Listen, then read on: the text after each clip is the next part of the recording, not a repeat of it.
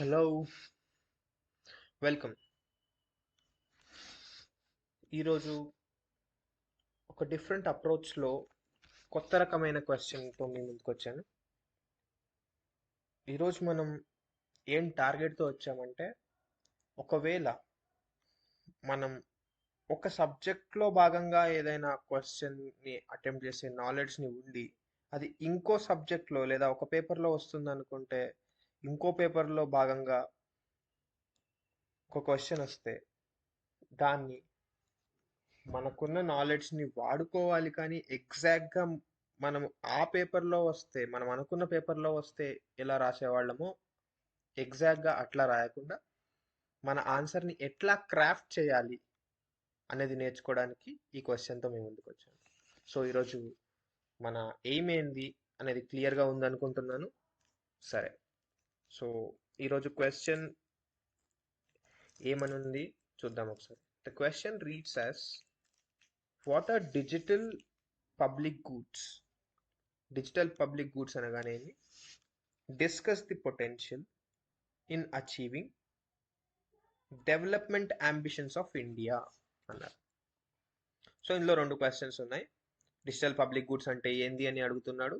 దాంతోపాటు digital public goods ద్వారా మన అభివృద్ధిలో కావచ్చు, వేరే రంగంలో కావచ్చు, భారతదేశానికి పొటెన్షియల్ ఏదుందో మన అంబిషన్స్ అచీవ్ చేయడానికి దాని గురించి అడుగుతున్నాడు. ఓకే, ఇక్కడ నేను ఈరోజు స్టార్టింగ్లో ఏదో ఒక సబ్జెక్ట్లో వచ్చి ఇంకో సబ్జెక్ట్లో ఏదేదో మాట్లాడుతున్నా అనుకుంటున్నారు కదా. సో ఒకవేళ ఇది సైన్స్ అండ్ టెక్నాలజీకి సంబంధించింది అన్నట్టుగా మీరు డిజిటల్ పబ్లిక్ గుడ్స్ అంటే ఏందో చదివచ్చు, లేదా ఎకానమీలో భాగంగా పబ్లిక్ గుడ్స్ అంటే ఏందో చదివి ఉండొచ్చు. దీన్ని ఒకవేళ ఇంటర్నేషనల్ రిలేషన్షిప్ కావచ్చు, ఇంటర్నేషనల్ ట్రేడ్లో భాగంగా ఏమన్నా క్వశ్చన్స్ వస్తే అరుదుగా రావచ్చు, కానీ వస్తే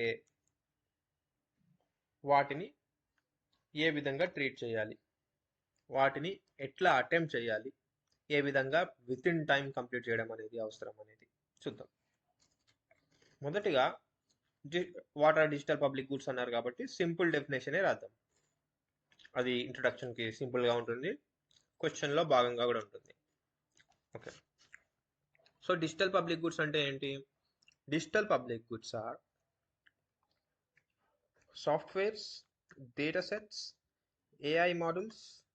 అంటే ఈ డిజిటల్ అన్న పదంతో మామూలు పబ్లిక్ గుడ్ డిజిటల్ పబ్లిక్ కూడా అవ్వచ్చు అన్నది మనం ప్రస్తావిస్తున్నాం. అది స్టాండర్డ్ ఆపరేటింగ్ ప్రొసీజర్స్ కావచ్చు, ఒక గైడ్ లైన్స్ కావచ్చు, కాంటెంట్స్ కావచ్చు, ఒక అల్గారిథం కావచ్చు ఏఐ మోడల్స్లో, లేదా సాఫ్ట్వేర్ అవ్వచ్చు, డేటా సెట్ అవ్వచ్చు. డేటా సెట్ అంటే ఏం లేదు, సపోజ్ కరోనా వైరస్కి సంబంధించింది ఒక వ్యాక్సిన్ ట్రయల్స్ చేశాం, లేదా పబ్లిక్ బిహేవియర్ని, పబ్లిక్ ఈ రకమైన ప్రోడక్ట్ గురించి ఇట్లా బిహేవ్ చేస్తుంది అన్న ఒక బిజినెస్ లాజిక్ ఏదైనా డిఫైన్ చేస్తూ ఒక డేటా సెట్ ఉంది. ఆ రా డేటా ఏదైతే ఉందో, ఆ స్టాటిస్టిక్స్ ఏవైతే ఉన్నాయో వాటిని డేటా సెట్స్ అంటున్నాం.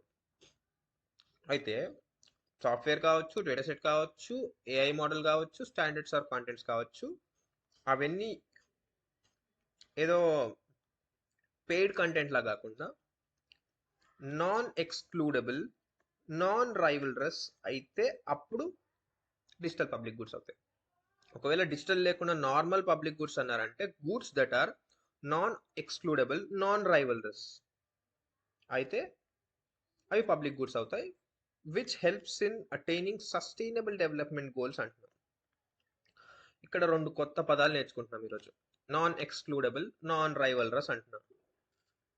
అంటే ఏంటి? ఇప్పుడు మనం రైవల్రస్ అంటే అసలు ఈ నాన్ లేకుండా ఓన్లీ రైవల్రస్ అనే పదం ఉందంటే, రైవల్రస్ అంటే ఏంటి అంటే ఒకరం వాడడం వల్ల ఇంకొకరికి ఆ రిసోర్స్ అనేది తగ్గిపోతుంది. సపోజ్ ఒక చెరువులో నీళ్లు ఉన్నాయి, ఆ నీళ్ళని నేను ఎక్కువగా నా పొలం వైపు తరలించుకున్నా అంటే నీ పొలానికి రావడానికి నీళ్లు తగ్గుతున్నాయి. అది నాన్ రైవల్రస్, అది రైవల్రస్. నాన్ రైవల్రస్ అంటే ఏంటి? నేను ఎంత వాడుకున్నా నీకు లభ్యత తగ్గడం లేదు, నాన్ ఎక్స్క్లూడబుల్ అంటే నేను నీకు రాకుండా చేయాలని ప్రయత్నించినా తప్పదు, నీకు కూడా అందుతుంది అన్నది నాన్ ఎక్స్క్లూడబుల్. ఫర్ ఎగ్జాంపుల్, ఒక స్ట్రీట్ లైట్ ఉంది అనుకోండి. ఇది ఒక స్ట్రీట్, ఇక్కడ ఏదో ఒక స్ట్రీట్ లైట్ పెట్టాను. ఈ దారిలో పోయే ప్రతి ఒక్కడికి ఈక్వల్గానే దీని వెలుతురు అందుతుందా? అంటే ఒకవేళ ఇక్కడ ముగ్గురు పోతున్నారు, ఈ ముగ్గురు బదులు ఇంకో ఇద్దరు రావడం వల్ల ఈ వెలుతురు ఏమన్నా, మనకు అందే వెలుతురు ఏమన్నా తగ్గుతుందా? తగ్గదు కదా. అంటే వాడే వాళ్ళ సంఖ్య, యూజర్స్ సంఖ్య పెరగడం వల్ల మనకు అందే మోతాదు ఏదైతే తగ్గదో దాన్ని నాన్ రైవల్రస్ అంటున్నాం, నాన్ ఎక్స్క్లూడబుల్. సపోజ్ నాకు లేదా ఈ కులం వాళ్ళు, ఈ వర్గం వాళ్ళు ఎవరో నాకు ఇష్టం లేదని చెప్పేసి మాకు మాత్రమే దీని వెలుతురు రావాలి, వీళ్ళకు రాకూడదు అని ఏమన్నా చేసే అవకాశం ఉందా? నువ్వు వద్దనుకున్నా ఆ దారిలో పోయే ప్రతి ఒక్కరికి నాన్ ఎక్స్క్లూడబుల్ అంటే నువ్వు వద్దనుకున్నా కానీ అందరికీ సమానంగా అందుతుంది ఆ స్ట్రీట్ లైట్. సో అది పబ్లిక్ గుడ్ అవ్వాలి అంటే నాన్ ఎక్స్క్లూడబుల్, నాన్ రైవల్రస్ అవ్వాలి. అందులో డిజిటల్ కాంటెంట్ ఉంటే కనుక ఆ గుడ్ అనేది లేదా ఆ సర్వీస్ అనేది ఒకవేళ డిజిటల్ అయితే అది డిజిటల్ పబ్లిక్ గుడ్ అవుతుంది. పబ్లిక్ గుడ్ కావచ్చు, పబ్లిక్ సర్వీసెస్ అంటే అర్థమవుతుంది కదా మీకు. ఎందుకంటే మనం అంతా చేయబోయేది, ఒకవేళ దీని ద్వారా ఏదన్నా ఒక ఎగ్జామ్ క్రాక్ చేసి చేయబోయే సర్వీసెస్ అనేవి పబ్లిక్ సర్వీసెస్. పబ్లిక్ సర్వీసెస్ అంటే ఏమిటి అసలు? నాన్ రైవల్రస్, నాన్ ఎక్స్క్లూడబుల్ ఉండాలి అంటే ఒకరికి సర్వీస్ చేయడం వల్ల ఇంకొకరికి తగ్గొద్దు, అందరికీ సమానంగా ఉండాలి. ఒకరికి సర్వీస్ చేయడం వల్ల ఇంకొకరికి సర్వీస్ చేసే మోతాదు తగ్గుతుంది, ఏమంటారు, ఆ కెపాసిటీ తగ్గుతుంది అన్నట్టుగా ఉండొద్దు. అది కొంచెం టెక్నికల్గా అయినా ఒక కాంటెంట్ ఏదో కొత్త రకమైన విషయాన్ని మనం తెలుసుకున్నాం అనుకుంటున్నాను. ఓకే, సో అసలు వీటి అవసరాలు ఏమో వస్తుంది, అసలు భారతదేశానికి వీటి అవసరం ఏంటి, దీంతో మనమేదో మన ఆస్పిరేషన్స్ని ఏం చేయొచ్చు అని ఆలోచించేటప్పుడు ఇక్కడ మనం డెఫినేషన్ని బాడీలోకి వెళ్ళినప్పుడు స్మూత్ ట్రాన్సిషన్ కోసం కొంచెం కాంటెంట్ రాస్తున్నాం. ఏమంటే ఎమర్జింగ్ మార్కెట్స్లో లేదా డెవలపింగ్ నేషన్స్ అని కూడా రాసుకోవచ్చు. ఎమర్జింగ్ మార్కెట్స్లో ఒక క్యారెక్టరిస్టిక్ ఏంటంటే emerging markets are often characterized by inefficiencies creeping in due to poor delivery of government services. అంటే గవర్నమెంట్ తన సర్వీసెస్ని, సపోజ్ రోడ్లు సరిగ్గా వేయడం అనేది ఒక పబ్లిక్ గుడ్గా అందరికీ సమానంగా ఉండే రకంగా రోడ్లు వేస్తే అది ప్రజలకే కాదు, అక్కడ ఉన్న బిజినెసెస్కి కావచ్చు, ప్రజలకు ఆ రోడ్ల కోసం ఏదో తంటాలు పడకుండా ఉంటే త్వరగా వాడు ఆఫీస్కి వెళ్తుండొచ్చు, ఆఫీస్కి వెళ్ళడం వల్ల అక్కడ ఎఫిషియన్సీ పెరగచ్చు, ఆ ఇండస్ట్రీస్ ఎఫిషియన్సీ పెరగడం వల్ల ఎకానమీకి తోడ్పడవచ్చు. సో ఈ విధంగా ఒక దాని ఎఫెక్ట్ ఇంకో దానిపైన తప్పకుండా ఉంటుంది.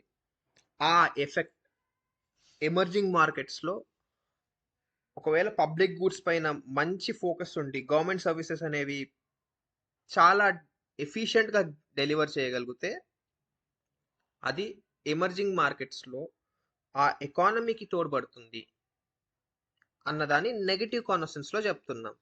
సో ఒకవేళ ఇన్ఎఫిషియన్సీస్తో గవర్నమెంట్ సర్వీసెస్ సరిగ్గా డెలివర్ చేయలేకపోతే అది దేనికి దారి తీస్తుందంటే ట్రస్ట్ డెఫిసిట్. అంటే ప్రజల్లో కావచ్చు, బిజినెసెస్లో కావచ్చు, ఇక్కడ ఇన్ఫ్రాస్ట్రక్చర్ సరిగ్గా డెవలప్ అయ్యే అవకాశం లేదు. తద్వారా మాకు అదనపు ఖర్చులు లేదా ఎఫిషియన్సీ లేని స్కిల్ ఫోర్స్ అంటే వాళ్ళకు స్కిల్ లేదని కాదు, వాళ్ళు టైంకి రావడం సాధ్యం కాదు, ఎక్కువసేపు గడపడం సాధ్యం కాదు. సో వాళ్ళకి ఏదైనా హెల్త్ ప్రాబ్లమ్స్ ఉంటే మేము మా ఆర్గనైజేషన్ తరఫు నుంచి వాళ్ళకి ఏదైనా ఇవ్వాలి కానీ గవర్నమెంట్ తరఫు నుంచి హెల్ప్ ఉండదు. ఇటువంటి ఆలోచనలు ఎప్పుడైతే వస్తాయో సో ఎమర్జింగ్ మార్కెట్స్కి అదొక దెబ్బ. సో దాని ద్వారా ఏదైతే ట్రస్ట్ డెఫిసిట్ వస్తుందో ఆ ట్రస్ట్ డెఫిసిట్ని పూరించే ఏదైతే నమ్మకంలో లోటుపాట్లు వస్తున్నాయో దాన్ని పూరించే అవకాశం డిజిటల్ పబ్లిక్ గుడ్స్ ద్వారా ఉంది అని చెప్తున్నాం. మనం చూసుకున్నట్లయితే ఇక్కడ క్వశ్చన్లో ఇంకొకటి 2 క్వశ్చన్స్ ఉన్నాయి అని చెప్పేసి దీనికి 50% దానికి 50% అని పెట్టుకోకుండా మరి అంత పిచ్చి పనులు చేయకుండా మొదట ఏదో ఇంట్రొడక్షన్కి పనికొచ్చేలా మొదటి దాన్ని వాడుకుంటున్నాం, కానీ బాడీలోకి ట్రాన్సిషన్ చేసే అప్పుడే నెక్స్ట్ క్వశ్చన్లోకి వెళ్ళిపోతున్నాము. సో మనం ఇక్కడ చూసుకున్నట్లయితే ట్రస్ట్ డెఫిసిట్ గురించి మాట్లాడుతూ, ట్రస్ట్ డెఫిసిట్ ఎందుకు వస్తుంది అంటే పూర్ గవర్నమెంట్ సర్వీస్ డెలివరీ వల్ల వస్తుంది. దాని ద్వారా ఎమర్జింగ్ మార్కెట్స్కి ఒక దెబ్బ పడుతుంది. దాన్ని ఆ ట్రస్ట్ డెఫిసిట్ని, ఆ నమ్మకంలో ఉండే లోటుపాట్లను మనం ఏదైతే పూరించాలనుకుంటున్నామో దాన్ని డిజిటల్ పబ్లిక్ సర్వీసెస్ ద్వారా పూరించవచ్చు. అది యాక్చువల్ పొటెన్షియల్ అని చెప్పేసి పొటెన్షియల్ గురించి ప్రస్తావించడం అనేది జరుగుతుంది. ఇప్పుడు అడ్వాంటేజెస్ ఏమున్నాయి అని మాట్లాడుకుంటున్నాం. ఇక్కడ మనము డిస్కస్ అన్నాం కాబట్టి అడ్వాంటేజెస్ డిసడ్వాంటేజెస్ అన్న ఉద్దేశంతో కాదు, పొటెన్షియల్ గురించి డిస్కస్ చేస్తున్నాం. సో పొటెన్షియల్ గురించి డిస్కస్ చేస్తున్నప్పుడు డిసడ్వాంటేజెస్ ఏమి రాయము, ఇది కొంచెం గుర్తుపెట్టుకోవాలి. డిసడ్వాంటేజెస్ రాసి అడ్వాంటేజెస్ రాసి అటువంటి ఆన్సర్ కాదు ఇది. అడ్వాంటేజెస్లో ఏమేమి ఉన్నాయి అని చూద్దాం. మొదట ఏం చెప్తున్నాం, లో gestation period unlike physical infrastructure. ఒకవేళ ఒక డ్యామ్ కట్టడానికి ఒక 5-6 ఏళ్ళు పడుతుంది, దాన్ని లాభాలు పొందడానికి, దాని తర్వాత వచ్చే పంటల్లో వచ్చే లాభాలు పొందడానికి ఇంకో సంవత్సరం పడుతుంది. అంత లాంగ్ దాన్ని ఆ 5-6 సంవత్సరాల వ్యవధిని ఏమంటున్నాం అంటే మనము జెస్టేషన్ పీరియడ్ అంటున్నాము. ఈ జెస్టేషన్ పీరియడ్ ఏదైతే ఉందో, జెస్టేషన్ పీరియడ్ అంటే జనరల్గా సైన్స్ వాళ్ళు జెస్టేషన్ ఎలా వాడతారంటే ఒక జీవి గర్భవతిలా ఉన్నప్పుడు ఆ బిడ్డ పుట్టే వరకు ఉండే వ్యవధిని జెస్టేషన్ పీరియడ్ అంటాము. ఆ జెస్టేషన్ పీరియడ్ అనేది ఒకవేళ ఇన్ఫ్రాస్ట్రక్చర్ విషయంలో మాట్లాడితే మనం ఇన్వెస్ట్ చేసిన రోజుకి మనకు లాభాలు అందే వరకు ఉండే ఏ వ్యవధి అయితే ఉందో దాన్ని మనం జెస్టేషన్ పీరియడ్ అని ఇక్కడ అంటున్నాం. సో ఆ జెస్టేషన్ పీరియడ్ డిజిటల్ పబ్లిక్ గుడ్స్కి తక్కువగా ఉంటుంది. ఎందుకంటే ఒక సాఫ్ట్వేర్ డెవలప్ చేయడానికో ఒక ఏఐ మోడల్ డెవలప్ చేయడానికో అంత సమయం పట్టదు అని చెప్తున్నాం. పడుతుందా లేదా అనేది మీరు ఆలోచించండి. పట్టదు అని ఇక్కడ నేను అడ్వాంటేజెస్ రూపంలో నేను చెప్తున్నాను. సో లో ఆర్ మినిస్క్యూల్ ట్రాన్స్పోర్ట్ ఛార్జెస్. లో ఆర్ మినిస్క్యూల్ ట్రాన్స్పోర్ట్ ఛార్జెస్ అంటే ఏంటి? ఇప్పుడు సపోజ్ నేను ఒక పెద్ద ఏదన్నా ఒక ఎక్విప్మెంట్, ఒక ట్రాన్స్ఫార్మర్ తయారు చేశాను. ఆ ట్రాన్స్ఫార్మర్ అనేది ఒక ఫ్యాక్టరీ నుంచి, ఒక ఎలక్ట్రికల్ ఇండస్ట్రీ నుంచి తీసుకుపోయి ఒక మండల్లోనో ఒక నార్మల్ ఒక గ్రామీణ ప్రదేశాల్లో పెట్టాలంటే పట్టే ట్రాన్స్పోర్ట్ ఛార్జెస్ దీనికి పడుతుందా? సాఫ్ట్వేర్కి ఒక జిప్ ఫైల్లో ఇంటర్నెట్ ద్వారా క్లౌడ్ ఎన్వైరన్మెంట్లో ట్రాన్స్ఫర్ చేయడమే కానీ ట్రాన్స్పోర్టేషన్ ఛార్జెస్ పడతాయా ఇటువంటి పబ్లిక్ గూడ్స్కి? పట్టదు. సో అదొక అడ్వాంటేజ్ అని చెప్తున్నాను. సో దీన్ని చూసాం. ఇప్పుడు unlike physical infrastructure, digital public goods don't depreciate but compound when uses. ఒక రోడ్ వేసాం, లేదా ఒక బల్బ్ పెట్టిన, ఏదో ఒకటి స్ట్రీట్ లైట్ ద్వారా, లేదా ఏదో ఒక ట్రాన్స్ఫార్మర్ ఏదో పెట్టడం, లేదా డ్యామ్ కట్టడం వల్ల డ్యామ్లో అయితే సిల్టేషన్ ఉంటుంది, మట్టి పేరుకుపోతుంది కింద, అదొక type of maintenance problem. Bulb దాని లైఫ్ ఎన్నో కొన్నేళ్ళు ఉంటుంది, రాను రాను దాన్ని రీప్లేస్ చేయాల్సిన పరిస్థితి పడుతుంది. రోడ్డు కొన్నేళ్ల తర్వాత తరుగు, ఎంతో కొంత డిప్రిసియేషన్ అంటే తరుగు అండి, తరుగు అనేది ఫిజికల్ గూడ్స్లో ఎంతో కొంత ఉంటుంది. కానీ డిజిటల్ పబ్లిక్ గూడ్స్లో డిప్రిసియేషన్ ఉండదు, ఇంకా రివర్స్లో కాంపౌండ్ అవుతుంది. అంటే వాడగా ఇంకా అది మెరుగవుతుంది. సో ఆ డిజిటల్ పబ్లిక్ గుడ్స్ లో ఉండే అతి పెద్ద అడ్వాంటేజ్ ఏంటి అంటే డిప్రిషియేట్ తరుగు అవ్వకుండా కాంపౌండ్ అవుతుంది అంటున్నాం. దానికి ఒక అది ఇంతే రాస్తే మీకు అర్థమవుతుందో లేదో అన్నట్టుగా ఒక ఎగ్జాంపుల్ కూడా ఇచ్చాను. ఆ ఎగ్జాంపుల్ ఏంటి అంటే ఆర్టిఫిషియల్ ఇంటెలిజెన్స్. ఆర్టిఫిషియల్ ఇంటెలిజెన్స్ మొదట్లో ఎగ్జాంపుల్ చెప్పాలంటే ఆర్టిఫిషియల్ ఇంటెలిజెన్స్ లో ఒక గ్యారీ కాస్ప్రో అనే ఒక చెస్ ఆడేవాళ్ళు ఒక కంప్యూటర్ తో చెస్ ఆడుతూ ఉన్నాడు. మొదట్లో అంత ప్రభావితంగా అనిపించకపోయినా ఆడుతూ ఆడుతూ ఇతని మూవ్స్ ని అర్థం చేసుకొని ఆ కంప్యూటర్ ఇతన్నే ఓడించే రేంజ్ కి ఎదిగింది. అదే రకంగా ఆర్టిఫిషియల్ ఇంటెలిజెన్స్ ద్వారా మనం గూగుల్లో మొదట సెర్చ్ ఇంజన్ లో ఆర్టిఫిషియల్ ఇంటెలిజెన్స్ ని ఇన్కార్పొరేట్ చేసిన రోజు అది మనం ఒక పదం టైప్ చేస్తే యాక్యురేట్ గా మనకి ఏం కావాలో అన్న ఉద్దేశంతో దాన్ని కావాల్సిన రిజల్ట్స్ ని సరిగ్గా ఇచ్చే పరిస్థితిలో లేదు. కానీ ఈ రోజు మనం ఇంకా పూర్తి పదం కూడా అవసరం లేదు, మొదటి అక్షరం సెర్చ్ చేయగానే దాదాపు మనం ఇది సెర్చ్ చేసే అవకాశం ఉంది అన్న ఉద్దేశంతో ఒక ఆల్గారిథం ద్వారా అడుగుతుంది, మనకు సజెషన్స్ ఇస్తుంది. మీకు బహుశా మీరు ఇది సెర్చ్ చేయబోతున్నారేమో, ఇది సెర్చ్ చేయబోతున్నారేమో అని 5-6 సజెషన్స్ ఇస్తుంది. ఈ రకంగా డిజిటల్ పబ్లిక్ గుడ్స్ ఏదైతే డిప్రిషియేట్ కాకుండా ఇంకా మెరుగుపడుతూ పోతాయో అదొక అడ్వాంటేజ్. అది ఇప్పటిదాకా డిస్కస్ చేసిన దాంట్లో ఇక ముందు డిస్కస్ చేయబోయే వాటి దాంట్లో కూడా డిజిటల్ పబ్లిక్ గుడ్స్ కుంటే అతి పెద్ద అడ్వాంటేజ్ ఏదైతే ఉందంటే అది డిప్రిషియేట్ అవ్వకుండా ఇన్ రిటర్న్ కాంపౌండ్ అవుతుంది. బహుశా మీకు టైం బట్టినా కానీ డిప్రిషియేట్ అవ్వకుండా కాంపౌండ్ అవుతుంది అన్న అడ్వాంటేజ్ గురించి మంచి అవగాహన వచ్చింది అనుకుంటున్నాను. దీంతో పాటు ఇప్పుడు మనం ఒక సబ్జెక్ట్లో చదివినా ఇంకో సబ్జెక్ట్లో వచ్చిన క్వశ్చన్కి ఎట్లా అప్లై చేయాలి అన్న ఉద్దేశంతో నేను మిగతా 2 చెప్తున్నానండి. చాలా మందికి న్యూస్ కంటిన్యూస్ గా ఫాలో అవుతున్న వాళ్ళకి తెలిసింది ఏంటంటే China belt and road initiative అని మొదలుపెట్టింది. తన సిల్క్ రోడ్ విషయంలో కావచ్చు, బెల్ట్ అండ్ రోడ్ ఇనిషియేటివ్ విషయంలో కావచ్చు, పాకిస్తాన్తో చైనా పాకిస్తాన్ ఎకనామిక్ కారిడార్ విషయంలో కావచ్చు, ఇన్ఫ్రాస్ట్రక్చర్ బిల్డ్ చేసి ఒకరి మీద అది పెత్తనం అండి మీరు, లేదా ఫ్రెండ్లీ రిలేషన్స్ మెయింటైన్ చేయడం అనండి, ఒక రకమైన సంబంధాలు అనేది పెంచుకుంటుంది. ఇప్పుడు అటువంటి అడ్వాంటేజ్ ఒక చిన్న దేశం మీద మనకు కావాలి అంటే అటువంటి సంబంధాలు చిన్న చిన్న దేశాలు అంటే మాల్దీవ్స్ కావచ్చు, నేపాల్ కావచ్చు, ఏదో చిన్న ఆఫ్రికన్ కంట్రీస్ ఏవైనా కావచ్చు, వాటిని మనం ఏదైనా వాటి అడ్వాంటేజ్ గా మార్చుకోవాలి అంటే వాళ్ళ దేశంలో మన దగ్గర ఆ బ్రిక్ అండ్ మోటార్ అంటే ఆ ఇటుకలు, సిమెంట్, ఆ కంకర వాటితో కట్టే ఆ బెల్ట్ అండ్ రోడ్ ఇనిషియేటివ్ కన్నా మనం డిజిటల్ పబ్లిక్ గూడ్స్ ని డెవలప్ చేయడానికి వాళ్ళ దేశంలో సహాయపడితే అది తక్కువ ఖర్చుతో, in contrast to the Chinese model, మనకు తక్కువ ఖర్చుతో వాళ్ళకి హెల్ప్ చేసే అవకాశం ఉంది అన్నది ఇంటర్నేషనల్ రిలేషన్షిప్ లో ఒక ఆ పాయింట్ ఆఫ్ వ్యూ, ఆ కోణంలో ఇంకొక కొత్త డైమెన్షన్ లో మనం ఆలోచిస్తున్నామని ఎవాల్యుయేటర్కి అర్థం కావచ్చు. అదే ఇంటర్నేషనల్ రిలేషన్స్ దృష్టికోణంలో ఆలోచిస్తే చైనా ఏం చేస్తుంది అంటే ఇక్కడ రోడ్లు ఇవన్నీ చేయడం వల్ల ఎంతో కొంత పెత్తనం ఇచ్చి వాళ్ళకి ఒక అప్పు రూపంలో ఇచ్చి ఆ అప్పుని వీళ్ళు ఎప్పుడైతే తీర్చలేరో అక్కడ మాదే గుత్తాధిపత్యం అన్నట్టుగా మెల్లమెల్లగా ఒక రకమైన పాత తరహాపు బ్రిటిష్ వారి ఆలోచనలను మళ్ళీ పట్టుకొస్తుంది.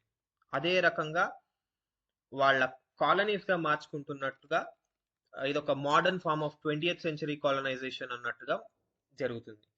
అటువంటి డెట్ ట్రాప్ అంటే అప్పులో కూరుకుపోవడం. అటువంటి డెట్ ట్రాప్ అనేది ఈ డిజిటల్ పబ్లిక్ గుడ్స్ ని రెండర్ చేసే విషయంలో ఉండదు. ఎందుకంటే అసలు అవి తయారు చేయడానికి పెట్టే ఖర్చే ఈ బ్రిక్ అండ్ మోటార్ ద్వారా ఈ రోడ్లు ఇవన్నీ ఇన్ఫ్రాస్ట్రక్చర్ బిల్డ్ చేసే అంత ఉండదు. సో అసలు తీసుకునే అప్పే తక్కువ, అసలు వాటి మీద చేసే అసలు అప్పు కూడా అవసరం లేదు. కంట్రీ హెల్ప్ చేస్తుందంటే వాళ్ళు పెట్టే ఇన్వెస్ట్మెంటే తక్కువ. అది యూజువల్లీ తమ సాఫ్ట్ పవర్ ని కావచ్చు, తమ సాఫ్ట్ పవర్ తో పాటు మన సంబంధాలను మెరుగుపరచుకోవడానికి వాడతామే తప్ప మనం ఇన్ఫ్రాస్ట్రక్చర్ ని డెవలప్ చేసి అప్పులు ఇచ్చి ఇంకేదో గుత్తాధిపత్యం తెచ్చుకునే విధంగా ఉండదు అనేది ఇంకో అడ్వాంటేజ్ ఈ డిజిటల్ పబ్లిక్ గూడ్స్కి. కొంచెం టెక్నికల్గా అయినా కానీ చాలా వివరంగా చెప్పడానికి ట్రై చేస్తున్నాను, because it has lot of value. ఇది కొత్తగా న్యూస్లో ఉన్న విషయం. 6-7 నెలల కింద వీటి గురించి ఎవరు ప్రస్తావించలేరు. సో ఇలాంటివి మున్ముందు ఎగ్జామ్లో రావచ్చు కాబట్టి కొంచెం కాన్సెప్చువల్గా వెళ్తున్నాను. ఓకే, అసలు వీటి గురించి ఇండియాలో ప్రస్తావించడానికి ఇప్పుడు ఈ బాడీలోనే ఇంకో పార్ట్కి మూవ్ అయ్యే ముందు ఈ అడ్వాంటేజెస్ లాంటివి చెప్పినాక కనెక్టింగ్ పారాగ్రాఫ్ ఎట్లా రాస్తున్నానో కొంచెం గమనించండి. సో మీరు మీ ఆన్సర్స్లో ఇన్కార్పొరేట్ చేసుకునే అవకాశం ఉంది. India already with branding of technology services leader. ఇక్కడ టెక్నాలజీ ప్రోడక్ట్స్ అని వాడారా, మొత్తం తప్పైపోతుంది. ఇండియా ప్రోడక్ట్ బేస్డ్ కంపెనీస్లో లీడర్ కాదండి. అసలు మనం టెక్నాలజీ సర్వీసెస్లో మాత్రమే లీడర్గా ఉన్నాం. అయితే టెక్నాలజీ సర్వీసెస్లో లీడర్గా ఉన్నందుకు మనము అటువంటి క్రెడిబిలిటీ మీద క్యాపిటలైజ్ చేయొచ్చు. అంటే మనకు ఒక బ్రాండ్ ఉంది, ఆ బ్రాండింగ్ని వాడుకొని ఈ అవకాశాన్ని తీసుకొని మన పార్ట్నర్ కంట్రీస్కి హెల్ప్ చేయొచ్చు. ఏం చేయడానికి? డిజిటల్ సర్వీసెస్ డెలివరీలో వాళ్ళ కంట్రీస్లో ఉన్న గవర్నెన్స్ని బెటర్గా చేయడానికి ఈ బ్రాండింగ్ ఉపయోగపడుతుంది. అంటే రకరకాల దేశాలు మేము కూడా హెల్ప్ చేస్తాం డిజిటల్ పబ్లిక్ గుడ్స్ని బిల్డ్ చేయడానికి అని వచ్చినప్పుడు ఇండియాని ఎందుకు చూస్ చేసుకుంటారంటే మనకు ఆల్రెడీ బ్రాండింగ్ ఉంది. ఏమని బ్రాండింగ్ ఉంది? టెక్నాలజీ సర్వీసెస్లో లీడర్ అన్న బ్రాండింగ్ ఉంది కాబట్టి మనకు అవకాశం ఇచ్చే రకంగా ఉంది, ఫేవరబుల్గా ఉన్నాయి, గాళ్ళు మన వైపు వీస్తున్నాయి అని చెప్పొచ్చు. అయితే ఇక్కడ అప్పటి నుంచి అడ్వాంటేజెస్ అవన్నీ చెప్తూ ఏ రకంగా మనకు అవకాశం వస్తాయి అన్నది ఇంకొంచెం డెప్త్లో వివరిస్తే ఇక్కడ మాట్లాడుతున్నాను. ఏమని? True potential of digital public goods is realized if. ఏం చేస్తే డిజిటల్ పబ్లిక్ గుడ్స్కున్న సామర్థ్యాన్ని మనం పూర్తిగా వినియోగించుకోవచ్చు అంటే, India helps countries of Africa and Polynesia. Polynesia అంటే ఒక రకంగా ఆస్ట్రేలియా చుట్టుముట్టు ఉన్న కొన్ని ఏమంటారు ఐలాండ్స్ అండి. ఆ ద్వీపాలు ఏవైతే ఉన్నాయో ఆస్ట్రేలియా చుట్టుముట్టు, ఆ ద్వీపాలన్నింటినీ కలుపుకొని పాలినేషియా అంటారు. పాలినేషియా నుంచి ఆఫ్రికా వరకు మనం హెల్ప్ చేస్తే, if India helps countries of Africa and Polynesia to create a market ecosystem and enhance inclusivity, equity and development at scale. Development at scale అంటే తెలుసు కదండి, మనం చిన్న చిన్న మోతాదుల్లో చేస్తే మన ఫిక్స్డ్ కాస్ట్ అనేది ఎక్కువగా ఉండడం వల్ల మనము అవుట్పుట్ని అంత కాస్ట్ ఎఫెక్టివ్గా చేయలేం. అదే స్కేలింగ్ అంటే ఎక్కువ మోతాదులో చేయడం వల్ల ఆ స్కేలింగ్లో వచ్చే ఖర్చు తక్కువ ఉంటుంది, కాస్ట్ ఎఫెక్టివ్గా మనం ఎక్కువ డెవలప్మెంట్ చేయొచ్చు. ఆ డెవలప్మెంట్ ఎలా ఉంటుంది అంటే ఈక్విటీ అంటే అందరి అండ్ ఇంక్లూసివిటీ అంటే అందరినీ భాగస్వాములుగా చేసుకుంటూ మనం ఒక మార్కెట్ ఈకోసిస్టమ్ క్రియేట్ చేస్తున్నాం. ఏం చేయడానికి? Development at scale. సో ఈ రకంగా ఆఫ్రికా నుంచి పాలినేషియా దాకా మనము హెల్ప్ చేయడం ద్వారా డెవలప్మెంట్ అట్ స్కేల్ అందరినీ భాగస్వాములుగా చేస్తూ క్రియేట్ చేయగలిగితే, దేర్ బై అంటే అలా చేయగలిగితే gaining upper hand by exertion of soft power. అంటే మనం సాఫ్ట్ పవర్ ద్వారా అంటే ఒక రకమైన హార్డ్ పవర్ పెత్తనం చూపించకుండానే వాళ్ళని వశపరుచుకుంటున్నాము. అంటే వాళ్ళల్లో ఎంతో కొంత మనము మన వైపు ఒక సాఫ్ట్ కార్నర్ కావచ్చు, మన మిత్రులుగా చేసుకుంటున్నాం, మన మాట చెల్లుబాటు అయ్యేలా చేసుకుంటున్నాం. అక్కడ ఎక్కడ? In digital diplomacy. డిప్లొమసీ అంటే రాయబారం. రెండు దేశాల యొక్క విదేశాంగ మంత్రులు కావచ్చు, వాళ్ళ మాటల్లో ఆ సంభాషణల్లో మనకెంతో కొంత మన మాట చెల్లుబాటు అవ్వడం అనేది ఒకవేళ డిజిటల్ గూడ్స్ వల్ల అవుతే దాన్ని డిజిటల్ డిప్లొమసీ అన్న ఒక కొత్త పదంని కాయిన్ చేస్తున్నామండి. ఆ సాఫ్ట్ పవర్ ద్వారా మనం ఏదైతే పై చేయి సాధిస్తున్నామో ఇది జస్ట్ ఒక జాగ్రఫీ అంటే మొత్తం ప్రపంచంలో ఈ మూల నుంచి ఆ మూలకు అని చెప్పడానికి. ఉరుగ్వే టు యుగాండా అంటున్నాం. యుగాండా ఒక ఖండంలో ఉంది, ఉరుగ్వేలో ఒక ఖండంలో ఉంది. అండ్ కెన్యా టు కజకిస్తాన్ అంటే నిలువుగా కజకిస్తాన్ ఏమో పైన ఉంది, కెన్యా ఏమో కింద ఉంది. అక్కడి దాకా మన మన మాట చెల్లుబాటు అయ్యే రకంగా అంతగా విస్తరిస్తున్నాం మనం. యుగాండా టు ఉరుగ్వే అంటున్నాం. ఇది యాక్చువల్ పదాలు కాదండి, ఏదో ఒక నానుడిలాగా ప్రాసకు పనికొచ్చే రకంగా వాడుకున్నాం. అయితే తద్వారా ఇది సాధిస్తే ఇది దేనికి తోడ్పడుతుంది? Helping in countering China's expensive belt and road initiative, ఏదైతే ఇంతకు ముందు చెప్పుకున్నామో అక్కడ అడ్వాంటేజెస్ లో. And by creation of non brick and motor not so expensive, అంటే ఇక్కడ ఇటుకలు, కంకర, సిమెంట్తో సంబంధం లేకుండా అంత ఎక్స్పెన్సివ్ కాకపోయినా యట్ ఎఫెక్టివ్, అయినప్పటికీ ప్రభావవంతమైన, not at effective in combating China to gain partners. దేనిలో ప్రభావితంగా ఉంటుంది అంటే మన పార్ట్నర్స్ సంఖ్యని పెంచుకోవడంలో ప్రభావితంగా ఉంటుంది అని చెప్తున్నాను. దీన్ని ఇంగ్లీష్ నుంచి తెలుగులోకి ట్రాన్స్లేట్ చేస్తున్నప్పుడు మీకు సరిగ్గానే అర్థమయ్యే రకంగా చెప్పాను అనుకుంటున్నానండి ఇక్కడ. సో ఇది చేయడం ద్వారా not just in foreign policy but even in domestic space, అంటే అంతర్జాతీయంగా కాకుండా మన దేశం పరిధిలో కూడా, with success of Aadhaar, India stock, UPI, అంటే ఇవేవో తెలుసు అనుకుంటున్నాను నేను. ఆధార్ అంటే మీ అందరికీ తెలుసు. ఆధార్ ద్వారా ఏదైతే సోషల్ సెక్యూరిటీ స్కీమ్స్, సో సామాజిక భద్రతకు సంబంధించిన ఏవైతే స్కీమ్స్ ఉన్నాయో వాటిని ఆధార్ ద్వారా మనం ఇంప్లిమెంట్ చేస్తున్నాము. ఆ ఆధార్తో పాటు యూపీఐ కావచ్చు, మనం ఇప్పుడు వాడే గూగుల్ పే, పేటిఎం కావచ్చు, వీటన్నిటి ద్వారా ఏదైతే బ్యాంక్ ట్రాన్సాక్షన్స్ చేస్తున్నాం, యూపీఐ కావచ్చు, మాసిప్ కావచ్చు, ఇండియా స్టాక్ కావచ్చు, ఇవేవో నేను తెలుసు అనుకుంటున్నాను. తెలియకపోతే దయచేసి అవేంటో గూగుల్ చేయండి. మీకు వీటిపైన కూడా క్వశ్చన్స్ రావచ్చు, లేదా మీరు వచ్చినప్పుడు వీటిని వాడుకోవచ్చు extra content. Seamless experience of plugging pilferages. అంటే ఏదైతే యాక్చువల్ బెనిఫిషరీస్కి వెళ్ళకుండా, ఎవరికైతే మనం ఏదైతే సోషల్ స్కీమ్స్లో సామాజిక భద్రత కోసం ఏదైతే పథకాలు నడుపుతున్నామో ఆ పథకాలలో వచ్చే ఫండ్స్ ఏవైతే ఉన్నాయో ఆ నిధులని అసలైన లబ్ధిదారుడికి అందేలా చూడడం, అందకుండా ఏదైతే లీకేజ్ జరుగుతుందో దాన్ని పిల్ఫరేజ్ అంటున్నామండి. ఆ పిల్ఫరేజ్ని ప్లగ్ ఇన్ చేయడం ద్వారా ఇండియా తన ఫిజికల్ హెల్త్ని మేనేజ్ చేసుకోగలుగుతుంది అంటున్నాం. ఫిజికల్ హెల్త్ అంటే ఏంటి అంటే, ఫిజికల్ పాలసీ అంటే మనం పెట్టే బడ్జెట్లో ఏ రకంగా మనం ఏదైతే నిధుల్ని వెచ్చిస్తున్నామో వాటిని బ్రాడ్గా ఫిజికల్ పాలసీ అంటున్నామండి. ఆ ఫిజికల్ పాలసీలో ఫిజికల్ హెల్త్ మెయింటైన్ చేయడం అంటే మన ఫిజికల్ డెఫిసిట్ని తగ్గించుకోవడం. సో ఆ ఫిజికల్ హెల్త్ని మెయింటైన్ చేయడానికి ఈ పిల్ఫరేజెస్ ఏవైతే మన పథకాల్లో వచ్చే లూప్ హోల్స్ వల్ల జరిగే లీకేజెస్ని తగ్గించడం ద్వారా ఏదైతే లాభం పొందుతుందో అది మీకు అర్థమైంది అనుకుంటున్నాను. అర్థం కాకపోతే కామెంట్లో మీరు మీ డౌట్స్ని క్వశ్చన్గా పెట్టొచ్చు, దానికి నేను రిప్లై ఇస్తానండి.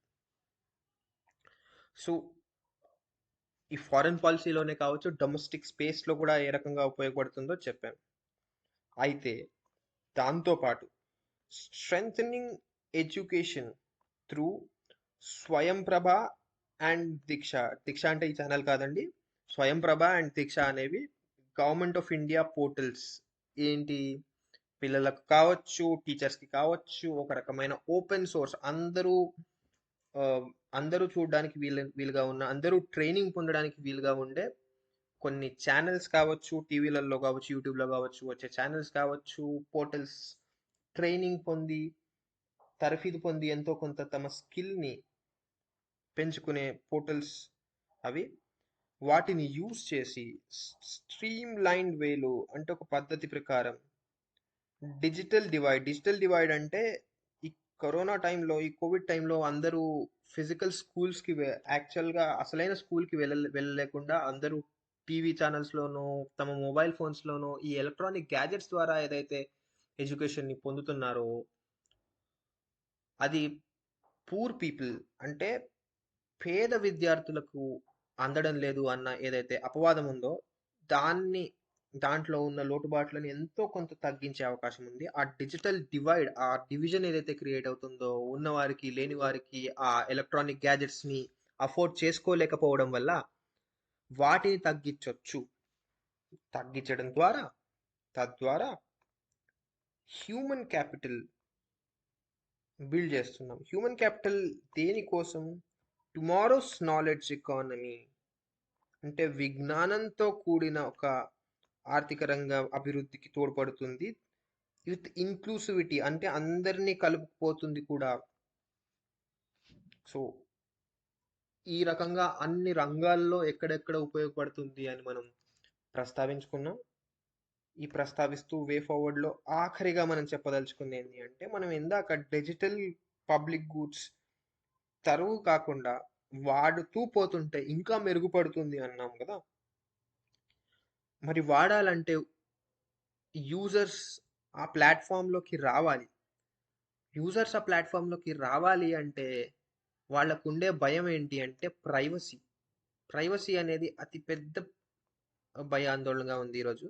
సో అటువంటి డేటా ప్రైవసీకి వాళ్లకు నమ్మకం కలిగించడానికి a proper data privacy law can Boost confidence of users. అంటే ఒక డేటా ప్రైవసీ లా అనేది తీసుకొచ్చి వాళ్లకు భద్రత కల్పించడానికి, ఈ చట్టం ప్రకారం మీకు భద్రత కలుగుతుంది అని చెప్పేసి నమ్మకం కలిగించగలిగితే ఈ డిజిటల్ పబ్లిక్ గూడ్స్ హెల్ప్ చేస్తాయి. దేంట్లో కాంపౌండ్ చేయడానికి ఆ డిజిటల్ పబ్లిక్ గూడ్స్ అవంతకవే మెరుగుపడతాయి అని చెప్తూ ఒక సజెషన్ ఏదైతే ఇస్తున్నాం.